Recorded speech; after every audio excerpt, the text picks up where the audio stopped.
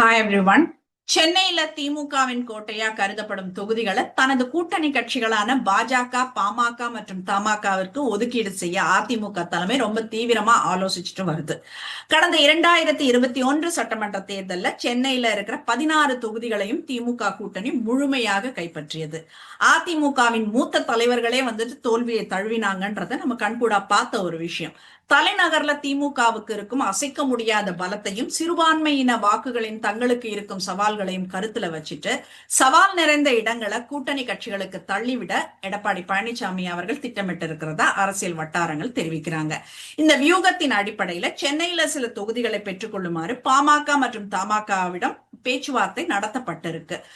அன்புமணி ராமதாஸ் ஆகட்டும், ஜி.கே. வாசன் தரப்பாகட்டும் சென்னையில போட்டியிட தயக்கம் காட்டிட்டு வர்றாங்க. பாமக தங்களுக்கு செல்வாக்கு இருக்கிற வன்னிய சமூக மக்கள் அதிகம் வசிக்கும் வட மாநிலங்களான இந்த கடலூர், தர்மபுரி, விழுப்புரம் மற்றும் சேலம் பகுதிகளில் கூடுதல் இடங்களை கேட்கிறாங்க. அதே போல தமாக தரப்புல ஈரோடு மற்றும் தஞ்சாவூர் மாவட்டங்கள்ல தொகுதிகளை ஒதுக்கீடு செய்யுமாறு அதிமுக தலைமை கிட்ட வலியுறுத்திட்டு வராங்க. இன்னொரு புறம் என்டிஏ கூட்டணியில அங்கம் வகிக்கும் பாஜக சென்னையில போட்டியிட அதிக ஆர்வம் காட்டிட்டு வராங்க. குறிப்பா இந்த பிராமண சமூகத்தினர் மற்றும் வட மாநிலத்தவர்கள் அதிகம் வசிக்கும் மயிலாப்பூர், டி நகர், வேளச்சேரி, விருகம்பாக்கம், துறைமுகம் மற்றும் வில்லிவாக்கம் இந்த 6 தொகுதிகளை பாஜக குறி வச்சிருக்கு.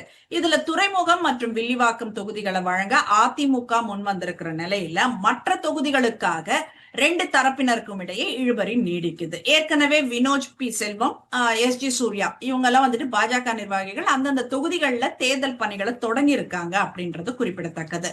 திமுகவோட பலமான களத்துல நேரடியா மோதுவதை தவிர்த்து கூட்டணி கட்சிகளின் பலத்தை அங்க பரிசோதிக்க அதிமுக முயல்வது வெற்றி வாய்ப்பு குறைவா இருக்கிற தொகுதிகளை தங்களோட தலையில கட்டி விடுறாரே அப்படின்ற அச்சம் கூட்டணி கட்சிகளிடையே நிலவுது அப்படின்னு தான் சொல்லணும்.